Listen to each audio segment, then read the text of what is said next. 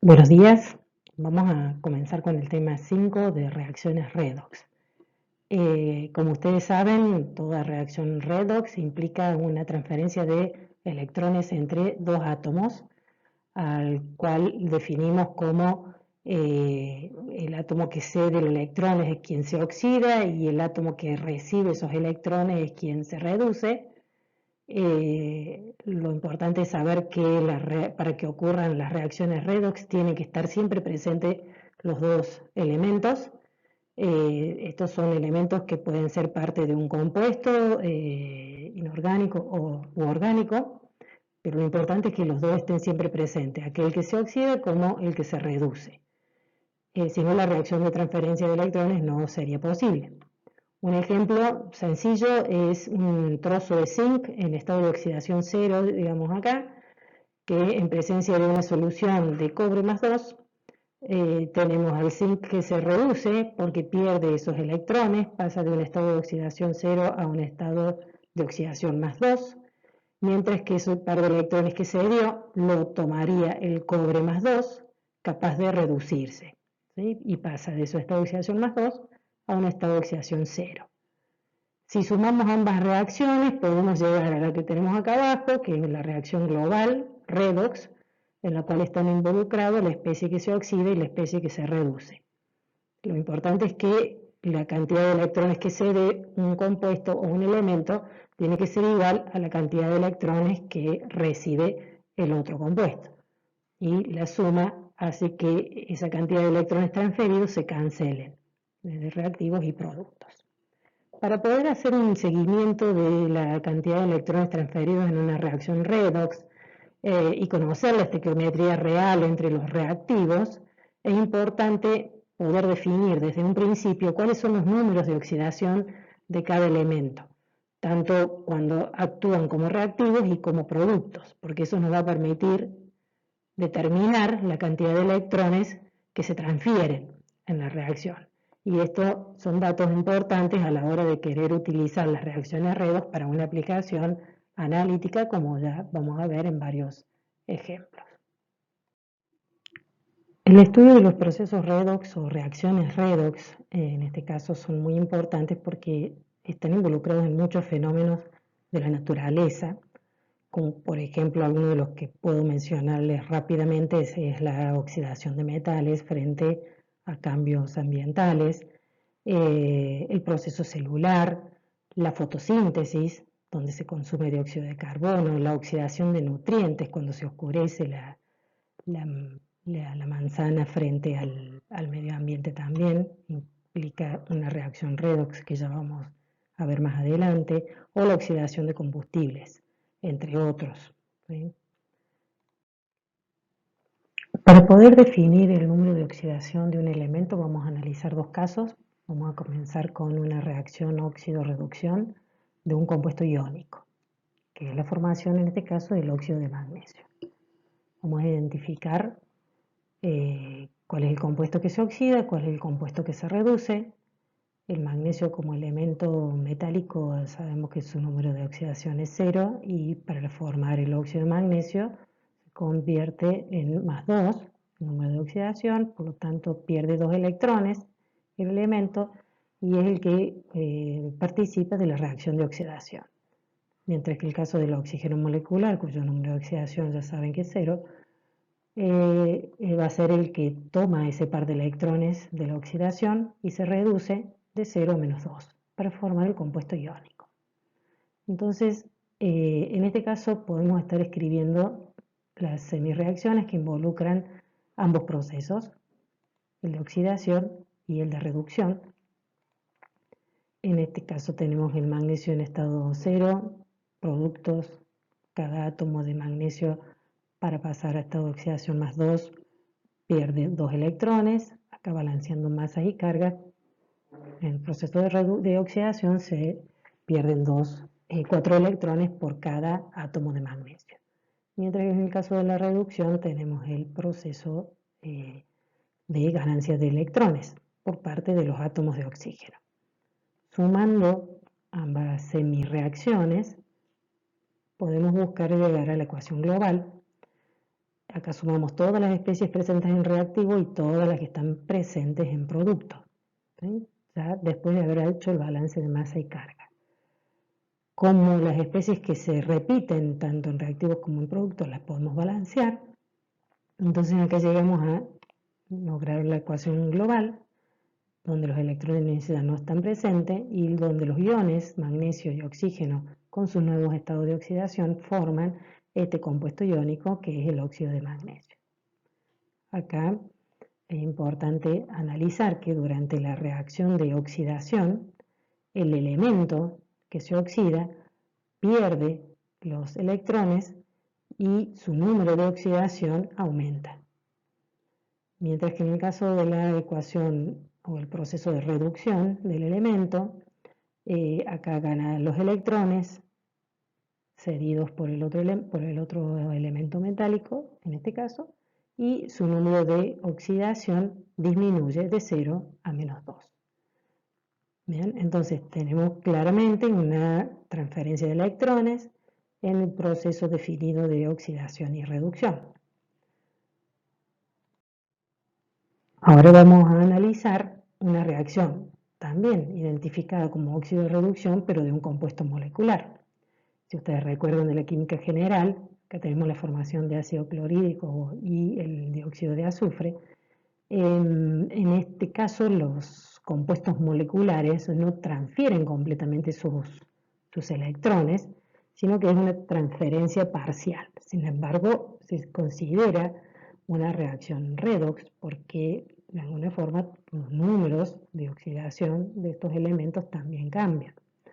Entonces se define como número de oxidación de un átomo el número de cargas que tendría un átomo en una molécula o en un compuesto iónico, como el ejemplo anterior, si los electrones, estos, son transferidos completamente. O sea que es una situación supuesta de transferencia completa de electrones, que en este caso no sería aplicado para moléculas, pero sin embargo se puede representar de la misma forma con sus números de oxidación, sus cambios de oxidación, como en el primer caso, donde la molécula de el hidrógeno molecular tiene número de oxidación 0, así como la de cloro, y al formar el compuesto de ácido clorhídrico se representan los nuevos números de oxidación de los elementos que fueron transferidos parcialmente. Lo mismo podemos presentar para el caso de la formación del dióxido de azufre. Entonces, el número de oxidación se define de esa forma como si, en el caso de una molécula, como si los electrones fuesen transferidos completamente. En el caso de un compuesto iónico, la transferencia sí es realmente completa. Y se puede ver más claramente la reacción óxido-reducción. Lo importante es que a través de la definición de los números de oxidación de los elementos de un compuesto, sea iónico o molecular, podemos identificar qué tipo de reacción está ocurriendo en cada caso.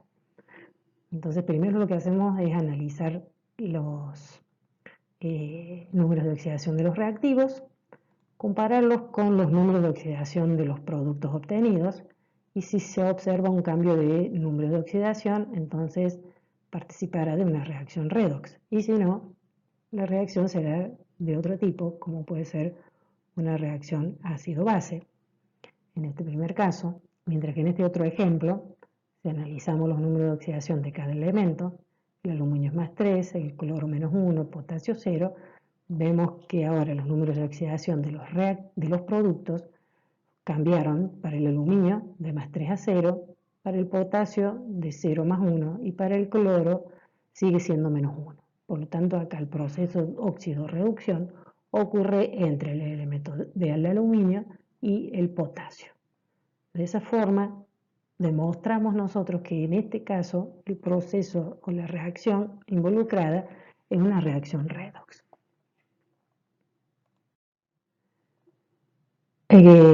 Acá les presento un resumen de las reglas que uno puede seguir para asignar un número de oxidación de diferentes elementos de acuerdo a la situación en la cual están presentes.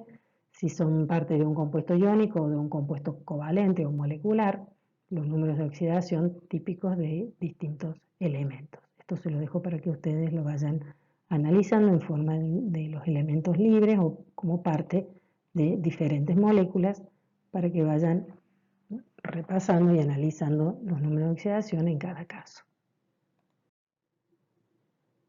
Esta es una tabla de números de oxidación, también de elementos más comunes, donde los números están representados en color rojo para los distintos elementos. Esto también es importante que los puedan tener a mano a la hora de poder identificar los números de oxidación de distintos compuestos, de los elementos en distintos compuestos. Esto también en esta tabla también está presente lo van a encontrar en los libros. Además de identificar los números de oxidación de los elementos que se oxidan y se reducen, es importante también lograr obtener la ecuación global balanceada del sistema redox. Y para eso se puede aplicar un método conocido como el método de ion-electrón, en el cual se sigue una serie de pasos, comenzando con la reacción global redox no balanceada, luego plantear las semireacciones que involucran el proceso de oxidación y reducción, como en este caso, y luego se hace el balance de carga y de masa de cada una de las semireacciones y luego se suman para llegar a la ecuación global ya balanceada. Es importante siempre tener presente que la cantidad de electrones que se ganan deben ser igual a la cantidad de electrones que se pierden. Como dijimos desde un principio, frente a una reacción global, redox, tenemos que identificar la especie que se oxida y la especie que se reduce. En este caso tenemos el protón, que forma parte del proceso de reducción, porque pasa de un estado de oxidación más 1 a un estado de oxidación 0 para la formación del hidrógeno molecular. Se reduce porque gana electrones por cada átomo de protón, entonces se hace el balance de masa como el balance de carga para formar una molécula de hidrógeno. Necesitamos 2 átomos de protón, colocamos el 2 acá, entonces acá tenemos 2 cargas positivas que se van a balancear con 2 electrones. En el caso de los procesos de reducción, los electrones siempre se escriben a la izquierda. Luego tenemos el zinc, que pasa de estado de oxidación 0 a un estado de oxidación más 2, o sea que se oxida, pierde por cada átomo de zinc 2 electrones. En el caso de la oxidación, los electrones se escriben a la derecha. Luego, balance de masa, tenemos un átomo de zinc 0 en reactivo y en producto un átomo de zinc más 2. Y el balance de carga también se controla, en este caso tenemos más 2 y menos 2, nos da carga 0 en productos, igual que en reactivos. Una vez controlado tanto balance de masa como balance de carga de cada semireacción, entonces sí sumamos ahora ambas semireacciones para llegar a la ecuación global. Y acá vemos que podemos cancelar, logramos que el número de electrones ganados sea igual al de electrones perdidos y se cancelan de la ecuación global, logrando así la reacción balanceada. También hay que tener en cuenta, en otros ejemplos un poquito más complicados, donde se empiezan a aparecer otros elementos, considerar en qué medio ocurre esa reacción para hacer el balance de masa. Podemos seguir 2 reglitas que están acá escritas para que ustedes las tengan presente para análisis de otros sistemas que vemos en la siguiente diapositiva. Lo que deben recordar es que si estamos en un medio ácido, tenemos que agregar moléculas de agua para poder balancear átomos de oxígeno y protones para poder balancear átomos de hidrógeno en cada semireacción. Y si en cambio estamos en que la reacción redox ocurre en un medio básico, se deben utilizar moléculas de oxidrilos para poder balancear la cantidad de átomos de oxígeno y moléculas de agua para poder balancear la cantidad de átomos de hidrógeno en cada semireacción. Vamos a analizar ahora este caso en el que tenemos una reacción de permanganato con hierro más 2 para formar manganeso más 2 y hierro más 3. Esta es una reacción redox no balanceada. Y me indica el ejemplo que esta reacción ocurre en medio ácido. Por lo tanto, tenemos que usar para balancear la masa protones y moléculas de agua. Vamos a identificar la especie que se oxida y la especie que se reduce. Consideremos primero el caso del permanganato, el número de oxidación del manganeso, en el permanganato es más 7. Y el producto tiene un número de oxidación más 2, el manganeso. Por lo tanto, este se reduce de manganeso más 7 a más 2.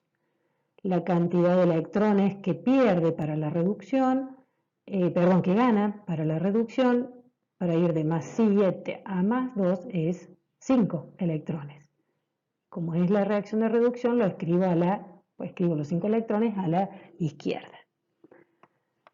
Luego, tenemos que balancear el número el permanganato tiene incluidos los átomos de oxígeno. Entonces, si estamos en medio ácido, para balancear los oxígenos yo tengo que agregar moléculas de agua.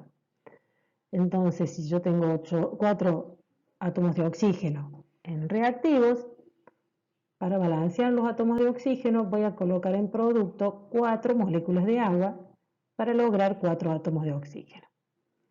Eso hace que ahora se incluya a la ecuación, a la semireacción, átomos de hidrógeno por la cantidad de agua que agregué. Se agregaron 4 moléculas, por lo tanto ahora tengo en productos 8 átomos de hidrógeno. Si estamos en medio ácido, los átomos de hidrógeno se van a balancear en masa agregándole protones a los reactivos. Entonces, ¿cuántos protones tengo que agregar en este caso? Si se sumaron 8 átomos de hidrógeno en productos, en reactivos voy a agregar 8 átomos de protones. Bien, entonces ahora controlamos, antes de seguir a la siguiente semireacción, vamos a controlar tanto la masa como la carga. Partiendo por los átomos de hidrógeno, tenemos 8 en reactivos y 2 por 4, 8 en productos provenientes del agua. El manganeso tenemos 1 como parte del permanganato en reactivos y 1 como manganeso más 2 en producto. Controlamos ahora el último elemento que es oxígeno. Tenemos 4 átomos de oxígeno por cada molécula de permanganato en reactivos y en producto tenemos 4 átomos de oxígeno que provienen de las moléculas de agua. Tenemos entonces controlado el balance de masa, balanceado, mejor dicho, y con respecto a la carga, tenemos en reactivos 8 protones, 8 cargas positivas, una negativa más 5 electrones negativos, o sea, son 6 cargas negativas y 8 positivas. Balance de carga en reactivos me da más 2, si sumo las positivas con la negativa. Mientras que en producto observo que la carga es también más 2 proveniente del manganeso y nada de agua. Por lo tanto, el balance de carga en reactivos y en productos también son iguales. Una vez verificado entonces balance de masa y balance de carga, pasamos a escribir la semireacción de oxidación. En este caso tenemos el hierro más 2 que se oxida a hierro más 3, perdiendo electrones. Un electrón por cada átomo de hierro. Este caso es más sencillo, no tenemos la presencia de oxígeno, por lo tanto no tenemos que agregar agua ni protones para el balance de masa y carga. Lo que sí tenemos que tener en cuenta que habíamos dicho que para la reacción global el número de electrones que se ganan tienen que ser igual al número de electrones que se pierden. En la primera semireacción de reducción se ganan 5 electrones. En la de oxidación, por lo tanto, también deberíamos perder 5 electrones. Y por eso lo que hacemos es multiplicar por un factor de 5 a toda la semirreacción. Luego de multiplicar, ahora sumamos ambas semirreacciones y escribimos todas las especies presentes en reactivos, que serían 8 protones, una molécula de permanganato y 5 de hierro más 2. Y en producto vamos a tener una molécula de manganeso más 2, 4 de agua, ¿sí? Y 5 de hierro más 3. Y en este caso llegamos a la ecuación global balanceada, donde previamente controlamos que la cantidad de electrones, tanto de reactivo como la de producto, son iguales y los cancelo. Por eso no están incluidos acá en la ecuación global balanceada. Otro ejemplo ahora que podemos evaluar es el caso del permanganato frente a oxalato. Estos son dos aniones que participan de una reacción redox para obtener manganeso más 2 nuevamente y dióxido de carbono. Esta reacción también ocurre en medio ácido, por lo tanto puedo hacer el balance de oxígenos que forman parte de las semireacciones, agregándole moléculas de agua y protones. En el caso del manganeso permanganato, el número de oxidación de manganeso es más 7, se reduce a más 2 y estamos en medio ácido. Por lo tanto, esta reacción de reducción es la misma que evaluamos en el ejemplo 2. El oxalato, en cambio, es un anión, tiene su carga menos 2, pero el número de oxidación, en este caso del carbono, si ustedes lo analizan, es más 3 por átomo de carbono. Y se oxida a más 4 para formar el dióxido de carbono.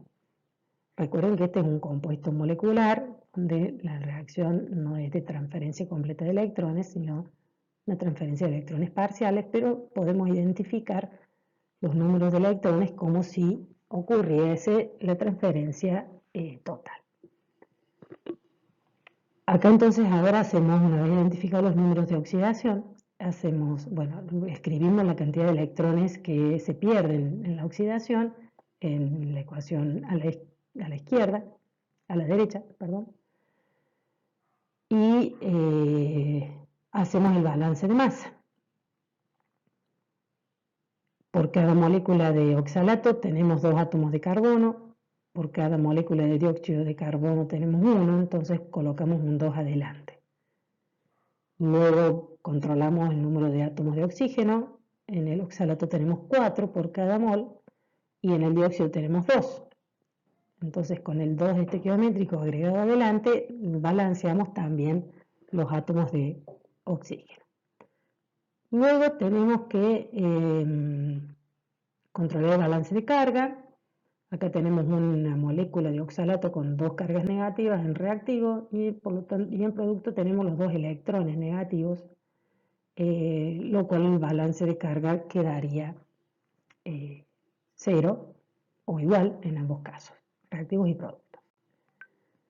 Luego hay que seguir con la regla en la cual el número de electrones ganados tiene que ser igual al número de electrones perdidos, lo cual significa que en este caso tendríamos que multiplicar toda esta ecuación por un factor 2 y toda la semireacción de oxidación por un factor 5, de tal forma que logramos balancear la cantidad de electrones en reactivo, serían 10, igual a la cantidad de electrones perdidos en productos, que también serían 2 por 5, 10. Una vez llegado a esta situación, entonces sí podemos sumar las semirreacciones para llegar a la ecuación global. Cada término, cada número estequiométrico de las semirreacciones se van a multiplicar por el número o el factor que incluimos adelante. Entonces eso significa que vamos a tener 18 átomos de protón, 2 de permanganato y 5 de oxalato, representado en la ecuación global, y en productos nos quedarían 2 átomos de magnesio, 8 de agua, ¿sí? Y en este caso 10 moléculas de dióxido de carbono, logrando así llegar a la reacción global balanceada.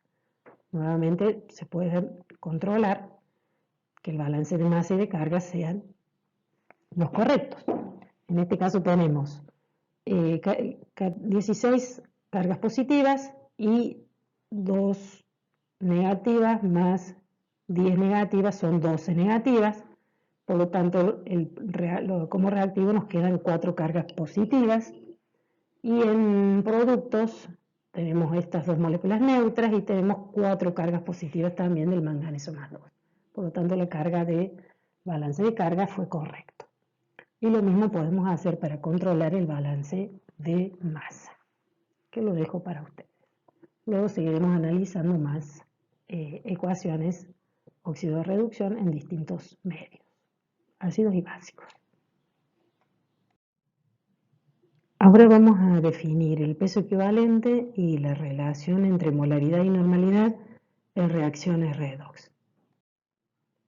Como hemos visto ya en reacciones anteriores, sabemos que el peso equivalente y la normalidad dependen del tipo de reacción en la cual está involucrado el compuesto. Y en este caso pasa lo mismo. El punto equivalente de una reacción redox se define como la masa molar del compuesto por el número de electrones transferidos o recibidos de acuerdo a la semireacción en la cual participa ese compuesto. El peso equivalente entonces decimos que es el peso molecular dividido el número de electrones de la semireacción. El número de equivalente va a ser, por lo tanto, la masa sobre ese peso equivalente. Si yo reemplazo el peso equivalente por esta definición, me queda esta expresión. Luego, la masa sobre el peso molecular representa el número de moles. Entonces, esta igualdad me dice que el número de equivalentes del compuesto va a ser igual al número de moles multiplicado por el número de electrones que participan en la semireacción. Con respecto a la normalidad y la molaridad, la relación puede surgir a partir de esta definición. Si yo el número ambas ecuaciones lo divido por el volumen de la reacción, donde ocurre la reacción, entonces ahora el número de equivalentes por el volumen de la solución me sirve para definir la normalidad, si es 1 litro de solución. El otro término quedaría como número de moles dividido el volumen, en el caso de ser 1 litro pasa a ser molaridad todo este término, y multiplicado también por el número de electrones. Y de acá surge entonces la relación entre normalidad y molaridad como el producto, la normalidad igual al producto de la molaridad por el número de electrones que participan en esa semireacción. Si analizamos un ejemplo particular, como el caso del permanganato y el oxalato o el ácido oxálico en medio ácido, podemos seguir practicando para llegar a la ecuación global. Esta ya sería la global balanceada. Después ustedes controlan las semireacciones de reducción y oxidación. Recuerden que la sumatoria va a dar la global. ¿Sí? Traigo este ejemplo simplemente para poder definir cuál sería en cada caso el peso equivalente y normalidad de los componentes de la reacción redox.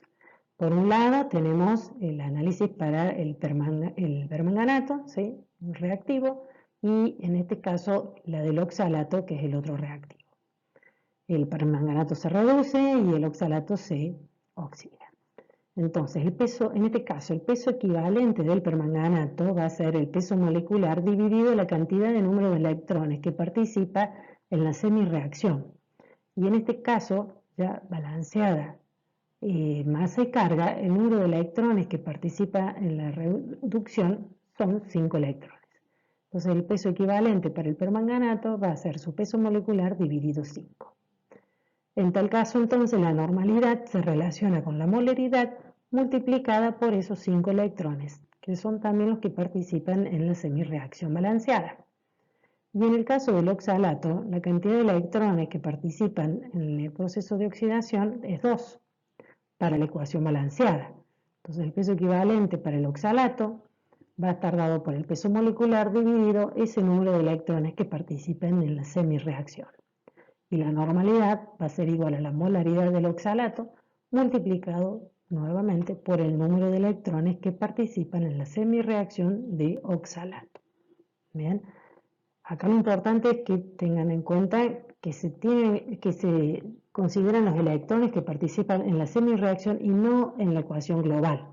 La ecuación global me dice que la cantidad de electrones que se ganan son 10, ya balanceado, y la que se pierden también son 10. ¿Sí? Pero para definir peso equivalente y normalidad, se considera solo los electrones que participan en cada semirreacción, como en este caso son diferentes. Después podemos, a partir de esto, podemos resolver otros casos que están presentes en el problema 3. Existen casos en que las reacciones redox pueden ser espontáneas, o sea, que ocurren naturalmente, y otros casos en los cuales uno, para que ocurra, necesita entregarle energía. Ejemplos de reacciones redox espontáneas son, como yo les había mencionado, la corrosión de los metales, donde, por ejemplo, sobre una aleación ferrosa, el oxígeno en medio húmedo se oxida, pierde electrones, y el hierro, que parte del material ferroso, se reduce. Entonces pasa de hierro 0 a hierro más 2. Esto hace que se empiecen a acumular partículas rojas sobre la aleación de origen y se empieza a observar la corrosión dada por las condiciones ambientales. Esto siempre en presencia de oxígeno y agua. Otro de los ejemplos espontáneos es el pardeamiento enzimático, que es cuando se empieza a oxidar, se empieza a oscurecer la fruta cuando uno lo corta y queda en contacto con el medio ambiente. Entonces lo que ocurre ahí es que ciertos compuestos fenólicos en presencia de oxígeno y moléculas enzimáticas que contiene el propio alimento produce materiales o nuevos compuestos como estos difenoles, que a la vez siguen reaccionando con oxígeno para generar agua, y compuestos que ya son más coloreados, que continúan formando moléculas más grandes, que son los pigmentos oscuros, que se empiezan a darle el color a la fruta. También existen procesos redox en donde la transferencia de electrones ocurre entre el donor de electrones y el aceptor de electrones, que se encuentran en compartimentos separados. Este tipo de sistemas se llaman pilas o celda electroquímica, y existen de dos tipos: las celdas galvánicas, donde la reacción puede ocurrir espontáneamente, donde se sucede el flujo de electrones a través de un circuito entre los dos compartimentos. Y el otro tipo de celdas se conoce como celda electrolítica, donde ahí la reacción no ocurre espontáneamente, y para que suceda se necesita entregar una cierta cantidad de energía para generar la corriente eléctrica entre los dos compartimentos. Podemos tomar como ejemplo el primero que habíamos visto al principio de la clase, en el cual tenemos el proceso de oxidación del zinc y de la reducción del cobre más 2, y lo podemos representar en una pila, como en una pila, donde tenemos los dos compartimentos, uno en el cual ocurre la reacción de oxidación y el otro en el cual ocurre la reacción de reducción. Fíjense que de un lado tenemos una lámina de zinc en estado de oxidación 0, esto es el metal, que está sumergido en una solución que contiene zinc más 2. Esta lámina se conoce como electrodo, está conectado a través de un alambre con el otro compartimento, llegando a otra lámina de metal, en este caso cobre, en estado de oxidación 0, que está sumergido en una solución que contiene iones de cobre más 2, una solución de sulfato de cobre. Ambos compartimentos están conectados también por una membrana porosa que permite el flujo de iones para mantener las condiciones de carga estables.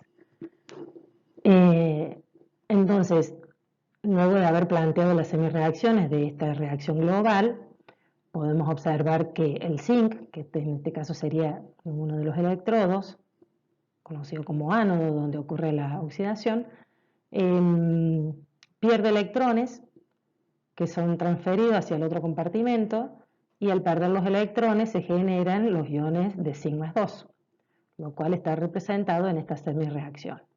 Mientras que en el otro compartimento dijimos que, bueno, este es el cátodo, este electrodo se llama cátodo de cobre 0, y ocurre en este caso la reducción, donde los electrones que recibe lo toma el cobre más 2, se reduce para generar más cobre 0 que queda depositado sobre este material.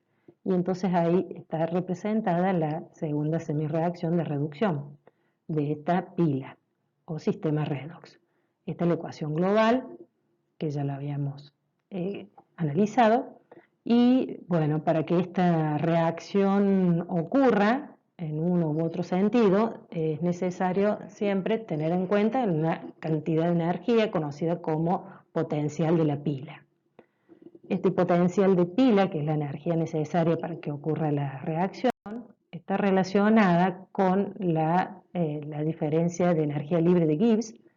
Recuerden que los superíndices ceritos acá arriba sobre la energía indican condiciones estándares de reacción. Esto lo van a analizar especialmente en fotoquímica, así que nosotros no nos vamos a detener en esto, pero fíjense que dada esta relación entre el potencial de la pila y la energía libre de Gibbs, podemos analizar tres casos en donde uno es si ese potencial de pila es mayor que 0, es decir, es positivo, por lo tanto, dado a este signo negativo, el delta de la energía de Gibbs es negativa. Entonces, en esas condiciones, podemos decir que la reacción sería espontánea, cuando el delta G es negativo, y ocurriría en el sentido de izquierda a derecha. Otra situación es que ese potencial de pila sea igual a 0, por lo tanto el delta de Gibbs también va a ser igual a 0. Y en ese caso estamos en una situación de equilibrio. Por último, quedaría que ese potencial sea negativo o menor que 0. Si ocurre eso, entonces por este signo el delta de Gibbs también va a ser positivo. Menos por menos más. Cuando el delta de Gibbs es negativo, decimos que el proceso no sucede espontáneamente de izquierda a derecha, sino que va a ocurrir espontáneamente de derecha a izquierda, es decir, va a ocurrir en el sentido contrario.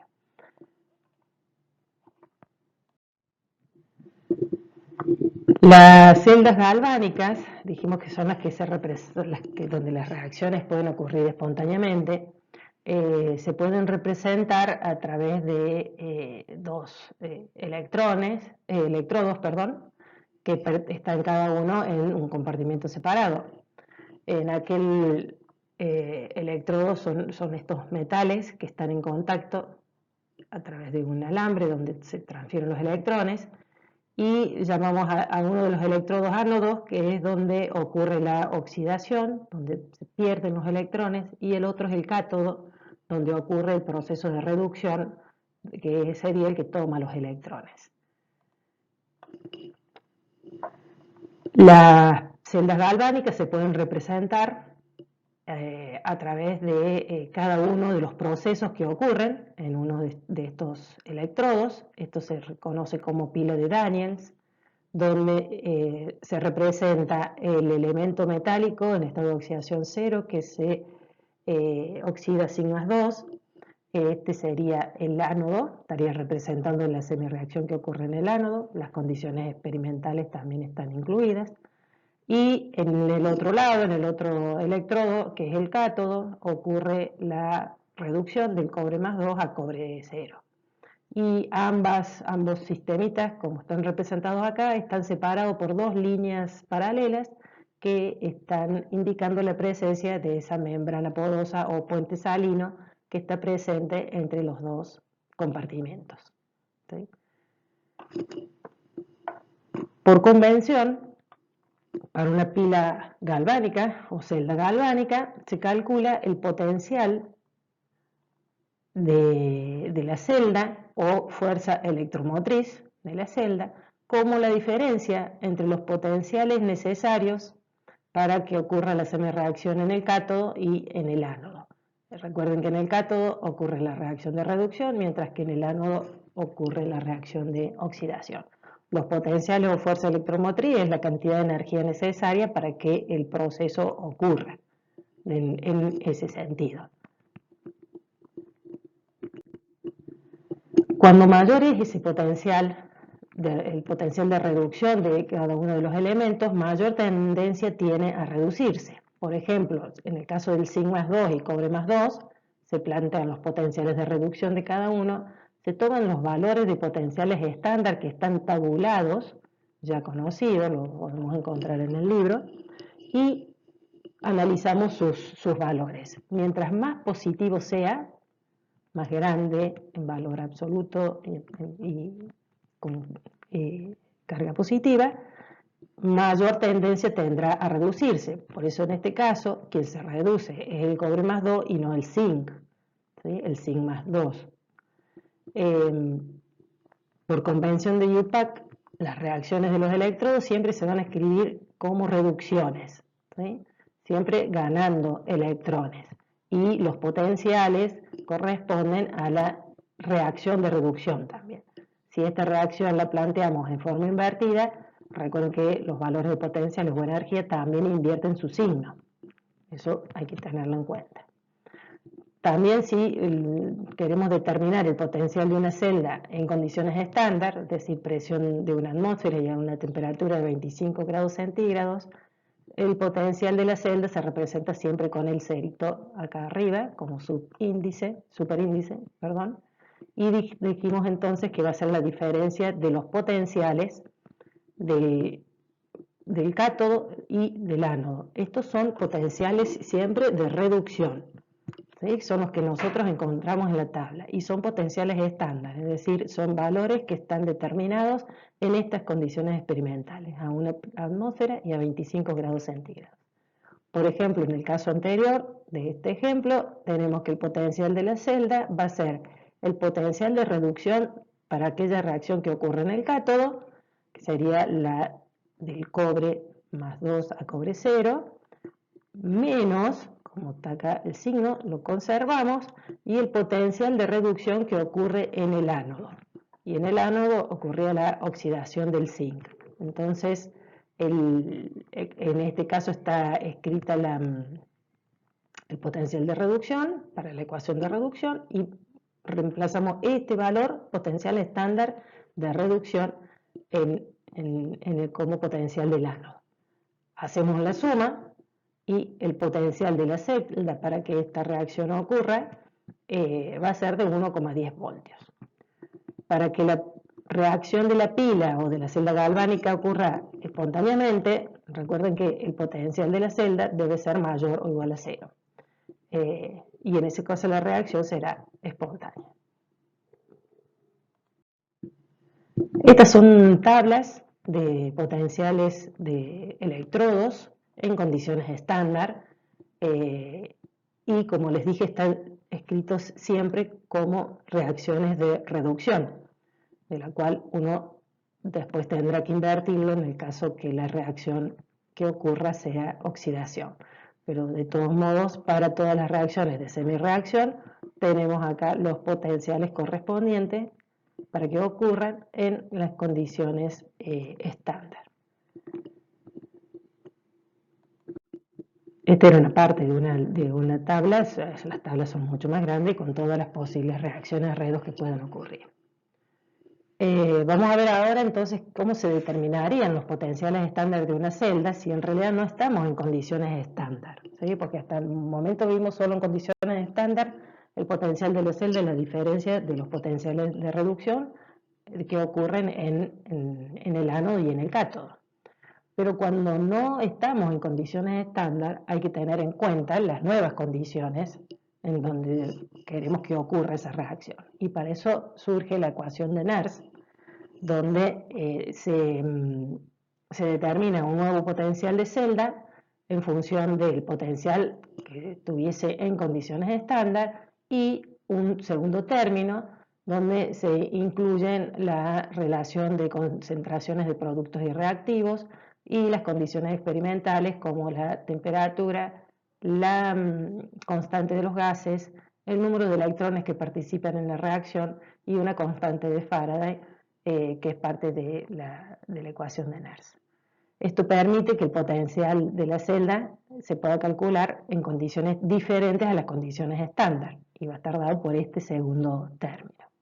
Por ejemplo, en el caso anterior de la oxidación y reducción del zinc con cobre más 2, habíamos dicho, recuerden que acá el número de electrones que participan en la reacción global es igual a 2, entonces se reemplazaría para calcular el potencial de celda en condiciones diferentes a las condiciones estándar, sería el potencial de la celda dada por la diferencia entre los potenciales del ánodo y el cátodo, menos la constante de los gases por T por F dividido F y ya le vamos a ver el valor de F y el número de electrones que participan en la reacción, que es 2, multiplicado por el logaritmo de la concentración de los productos, en este caso como es un metal sólido, lo consideramos constante, solo va a quedar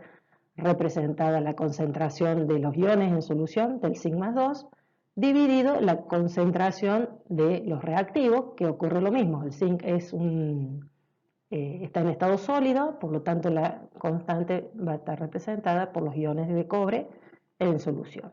Y queda la relación de concentraciones. De esta forma se podrá calcular el potencial necesario para que ocurra la reacción en condiciones diferentes de las estándares. Acá las concentraciones de los iones pueden ser diferentes y la temperatura también diferente a 25 grados centígrados. Esta relación de concentraciones, si el sistema llega a un estado de equilibrio, nos permite calcular la constante de equilibrio para esta reacción a través de los potenciales de la celda en las condiciones experimentales que ocurra la reacción y el potencial estándar correspondiente. Es decir, podemos despejar este término de acá, de esta ecuación de Nernst, y lograr obtener el valor de la constante de equilibrio si uno no la conoce, que es una de las aplicaciones analíticas en la cual se aprovecha la ecuación de Nernst para su determinación. Entonces vamos a representar la ecuación de Nernst ahora por una reacción genérica reversible, en la cual tenemos los reactivos A y B, el número de electrones que se transfieren y los productos C y D con sus coeficientes estequiométricos correspondientes, y el potencial, la ecuación de Nernst entonces va a estar representada por esta ecuación, donde tenemos la relación de concentraciones elevado a los coeficientes estequiométricos y las constantes que ya habíamos mencionado. Cada uno de los términos de la ecuación de Nernst están acá representados con sus unidades correspondientes, el potencial estándar de la celda en voltios, la constante de los gases en voltios por Coulomb por Kelvin mol, la temperatura absoluta en Kelvin, bueno, los números de electrones en unidades, la constante de Faraday es 96.500 Coulomb por mol, y la conversión del logaritmo neperiano logaritmo base 10. Esto también es necesario porque muchas veces pueden ver la ecuación de Nernst representada de esta forma, donde se convirtió el logaritmo en base 10 y están todas las constantes incluidas dentro de este valor, 0,059, dividido solamente en función del número de electrones transferidos. El potencial de la celda, recuerden que es la diferencia de los potenciales de reducción que ocurren tanto en el cátodo como en el ánodo, que son valores tabulados. Entonces, de esta forma uno puede determinar el potencial de una celda en condiciones diferentes a las condiciones estándares. Si analizamos el potencial de la celda en función de la concentración de uno de los reactivos, que podría ser un analito, es la principal aplicación analítica que tenemos para determinar concentraciones de analitos a través de titulaciones volumétricas, la cual también, si el sistema se encuentra en condiciones de equilibrio, es posible determinar el valor de la constante de equilibrio. Para que el sistema se encuentre en condiciones de equilibrio, recuerden que este potencial debe ser igual a 0. Y entonces quedan estos dos términos de la cual se despeja la relación de concentraciones de productos y reactivos que representan el valor de la constante. Vamos a analizar un ejemplo para poder determinar el potencial termodinámico de una celda en condiciones diferentes a las condiciones estándar. Fíjense que en este ejemplo tenemos la representación de la pila de Daniels, la cual nos indica que ocurre en uno de los electrodos la reducción del cobre 0 a cobre más 2 en esta concentración inicial del ion, mientras que en el otro electrodo ocurre la reducción del ion plata a plata más 1 a plata 0. Entonces, lo primero que tenemos que hacer es escribir las semireacciones correspondientes, la de reducción de plata más a plata 0 y la de oxidación de cobre 0 a cobre más 2. Balanceamos las ecuaciones para luego llegar a la ecuación global. Además, tenemos en cuenta los potenciales de reducción estándares de cada una de las semireacciones. Estos recuerden que salen de la tabla de potenciales de reducción. Se escriben con el signo correspondiente, ¿sí? De izquierda a derecha. El potencial es reducción, o sea que mantiene el signo que van a encontrar en la tabla, mientras que el otro se escribe la inversa. Esta no es la reducción sino la oxidación, y entonces el potencial cambia de signo. Controlenlo con los valores de la tabla. Cuando sumamos las semireacciones también sumamos los potenciales estándares de la celda, ¿sí? Y entonces llegamos al potencial estándar con este valor. Luego vamos a tomar la ecuación de Nernst, ¿sí? Esta es la global, la escribimos en función de nuestro sistema ahora, teniendo en cuenta los productos y los reactivos de la ecuación global, lo reemplazamos acá. El número de electrones, fíjense, transferido en este caso de la ecuación global es 2, entonces lo reemplazo acá.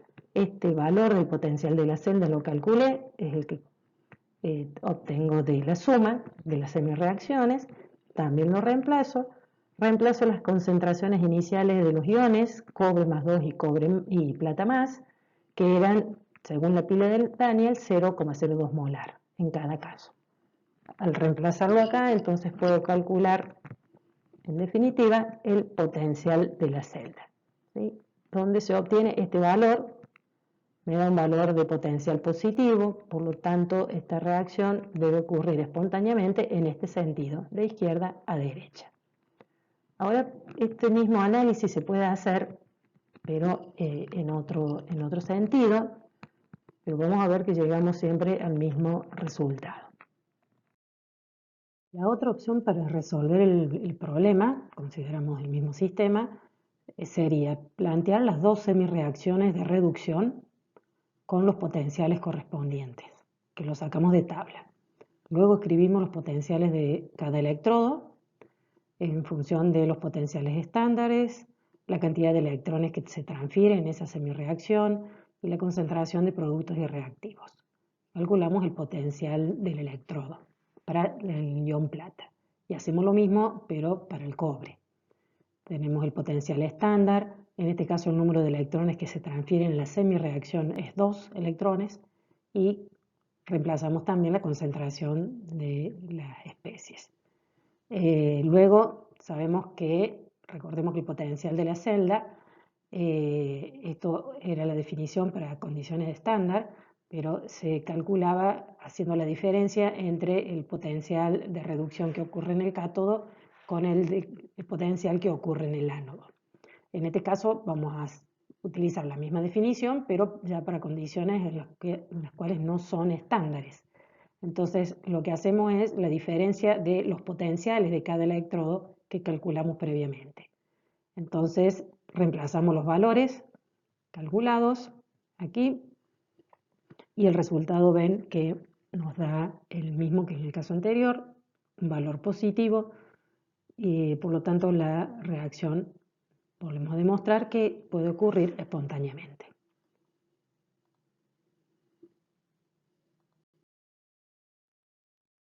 ¿Cómo se determina un potencial de reducción de los electrodos?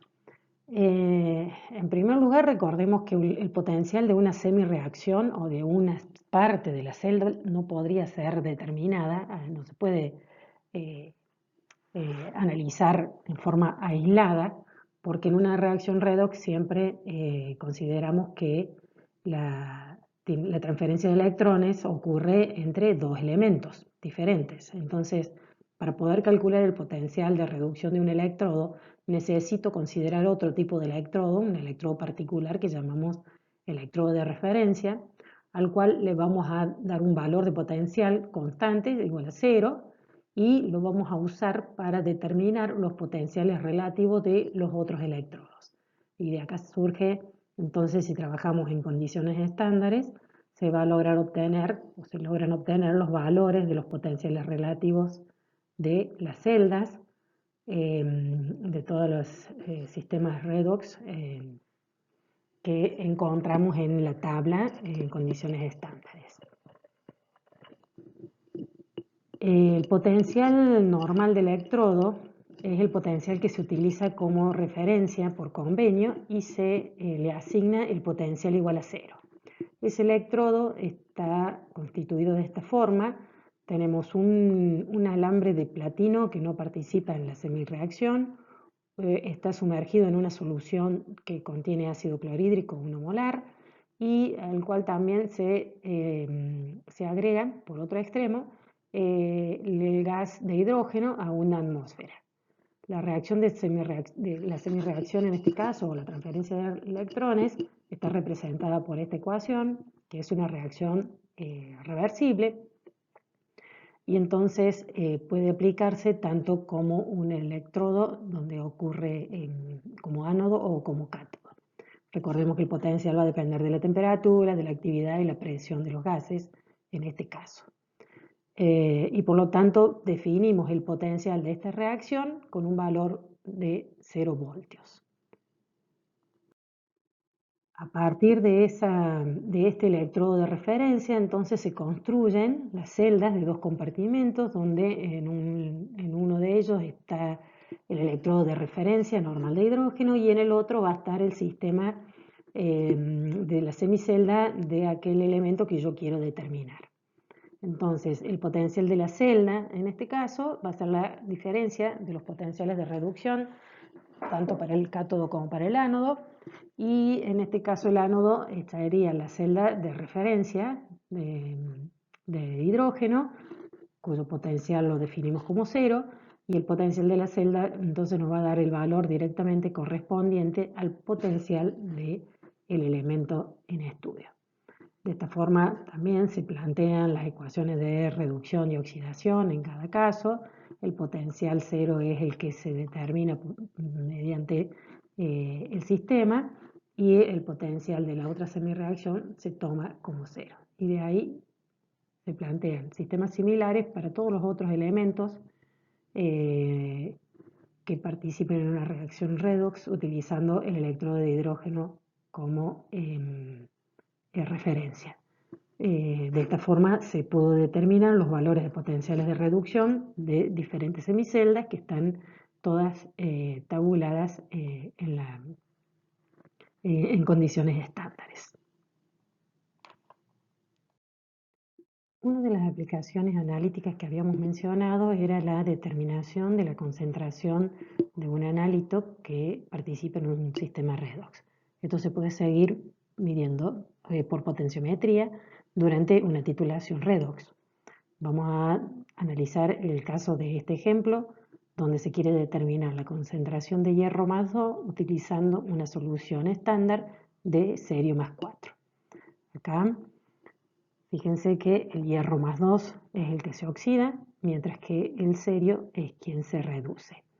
Nosotros podemos construir una curva de titulación donde se considera los potenciales de cada una de las semireacciones, cualquiera de las dos, dependiendo en qué situación o en qué estado de la curva de titulación estamos, en función del volumen del titulante agregado. Se obtienen curvas similares a las que ya veníamos observando en otro tipo de sistemas.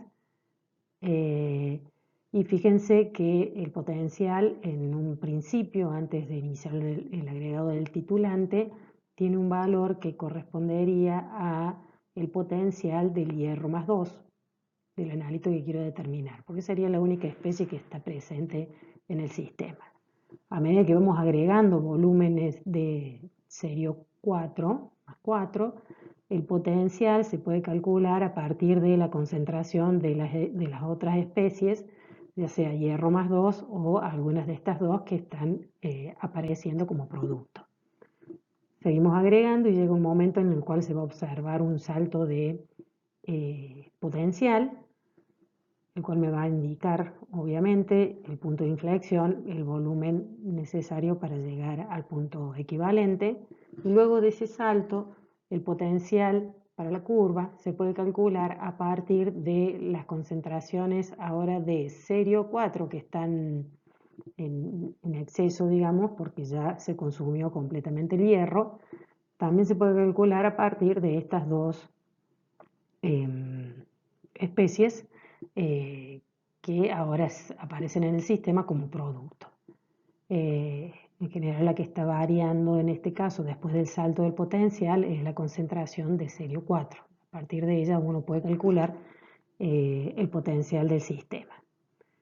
Este tipo de reacciones redox se aplican para reacciones rápidas y reversibles y se considera que las semireacciones están en equilibrio durante toda la valoración. A medida que vamos agregando punto a punto distintos volúmenes de titulante. Entonces, ocurriendo esto en cada punto, los potenciales de los electrodos de reducción y oxidación son iguales en cada punto de la curva. Entonces podemos plantear el potencial de reducción de uno de los electrodos, de las semiceldas, que va a ser igual al potencial del sistema, o lo podemos determinar en función del potencial de la otra semicelda. Como estos están siempre en estado de equilibrio, ambos potenciales son iguales y representan el potencial de la semicelda. Entonces, conociendo las concentraciones de las especies, a medida que vamos avanzando en la curva de titulación, podríamos construir a partir de esos datos, calcular los potenciales de reducción y construir la curva de titulación completa. Pero como no nos dan los tiempos, vamos a simplemente analizar cuál sería el potencial del punto equivalente en una titulación potenciométrica, cómo se calcula para diferentes sistemas. Entonces vamos a suponer que se disuelven 5 milimoles de sulfa en 100 mililitros de una solución ácida y que se titula con un sulfato de serio 0,1 molar. Entonces tenemos que calcular cuál será el potencial del sistema en el punto equivalente y seleccionar un indicador redox directo para su determinación. Lo que vamos a plantear como siempre es el potencial de reducción de cada semicelda. Tomamos los valores de potenciales estándar de la tabla que corresponden a cada caso y podemos definir el potencial de sistema para cada semicelda en las condiciones experimentales que define el problema. Consideramos acá el potencial estándar de reducción para el hierro, consideremos el número de electrones que transfiere durante la semireacción y la relación de concentraciones en ese caso. Lo mismo podemos plantear para la otra semicelda. Recordemos que la ecuación global de la reacción es esta. Por lo tanto, tenemos que analizar qué sucede cuando se alcanza el punto equivalente. Acá consideramos que en esa situación la concentración de hierro más 2 va a ser igual a la del serio más 4 y a la vez, aunque sea muy bajita la concentración en este punto, también se puede calcular a partir, considerando también que la concentración de hierro más 3 va a ser igual a la de serio más 3. Por lo tanto, puedo trabajar con ambas ecuaciones, las sumo de tal forma que en este caso va a quedar 2 veces el potencial del sistema, en este caso el otro término va a ser la suma de ambos potenciales y considerando acá todas las especies presentes en el punto equivalente y considerando estas igualdades, este término se hace igual a 1, se cancelan uno con otro y por lo tanto el término desaparece porque se hace igual a 0. De esta forma yo puedo despejar de la ecuación final el potencial del sistema y logro así calcularlo. Por lo tanto, y siempre que la reacción redox, la cantidad de electrones perdidos por el reductor sean igual a la cantidad de electrones ganados por el oxidante, el potencial del sistema en el punto equivalente se puede calcular a partir de los potenciales de reducción de cada semireacción dividido 2. Para seleccionar el indicador va a depender de las características del sistema redox. Existen diferentes tipos de indicadores redox, por eso va a depender de las características del sistema. Hay casos en el cual uno puede seleccionar un indicador redox verdadero, como el primer caso, donde el indicador atraviesa también un proceso redox a un dado potencial. Este proceso redox del indicador es independiente de la naturaleza del analito y del titulante, que también participan en otro proceso redox. Y va a depender de los cambios de potencial del electrodo en ese sistema. Estos potenciales de indicador, estos indicadores redox, perdón, son los que se pueden seleccionar de acuerdo a una tabla en la cual cada indicador redox presenta su potencial de cambio de color. Y esto lo vamos a analizar en la diapositiva siguiente. Otra posibilidad es que la sustancia que participa en la reacción redox de la titulación sea coloreada. Y entonces esa misma sustancia actúa como el propio indicador de la titulación. Un ejemplo clásico es el uso del permanganato como titulante. También está la posibilidad de seleccionar un indicador específico que reacciona específicamente con uno de los reactivos de la titulación para dar un color. Pero este tipo de reacción no significa que sea una reacción redox, sino algún otro tipo de reacción particular, como por ejemplo el almidón, que forma un color muy intenso cuando se asocia con el yodo, o el sulfocianuro, que forma un color rojo con hierro más 2. También, si nosotros llevamos a cabo una titulación potenciométrica, el salto del potencial redox nos va a indicar el punto final de la titulación. En ese caso, la solución del analito va a tener que formar parte de la celda, de una de las celdas. Se utiliza un electrodo de referencia y el otro electrodo tendrá que estar involucrado el analito utilizando un electrodo inerte como el caso del platino. Para observar el cambio de color en un indicador redox verdadero, tenemos que, se tiene que cumplir la misma relación de concentraciones entre el indicador en estado oxidado y en estado reducido, lo mismo que analizábamos para los otros tipos de titulaciones en los casos anteriores. Si el indicador se encuentra en mayor proporción como en su estado oxidado, se observará un color llamado A, por ejemplo, y si se encuentra en mayor proporción como en su estado redox, se observará otro cambio de color. En este caso, al ser potenciales redox, indicadores redox que participan en una reacción redox, entonces podemos definir el potencial del indicador aplicando la ley de la ecuación de Nernst, donde están incluidas en este caso dentro del logaritmo la relación de concentraciones del indicador en estado reducido y en estado oxidado. Entonces, como veníamos evaluando previamente, esta relación de concentraciones puede ser igual a 10 o puede ser 0,1 para observar el cambio de color. Aplicando estos valores dentro de las ecuaciones de Nernst para el primer caso y para el segundo caso, se llega a esta expresión en la cual indica que el potencial del indicador, que el cambio de color va a ocurrir cuando el potencial del sistema sea igual al potencial del indicador en estado estándar más menos este término. Por lo tanto, el rango de viraje del indicador será aproximadamente 0,118 sobre n voltios. Pero como en la mayoría de los casos los indicadores redox, la transferencia de electrones es igual a 2, entonces el cambio de color va a ser suficiente al observarse con un delta de potencial de 0,059 voltios.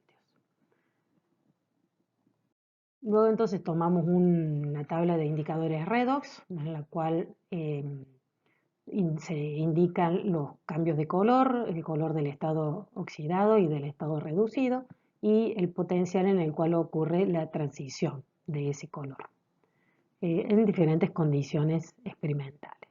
Y de acuerdo entonces al potencial del punto equivalente tendremos que seleccionar un indicador cuyo cambio de color ocurra en un valor de potencial igual al del sistema en el punto equivalente.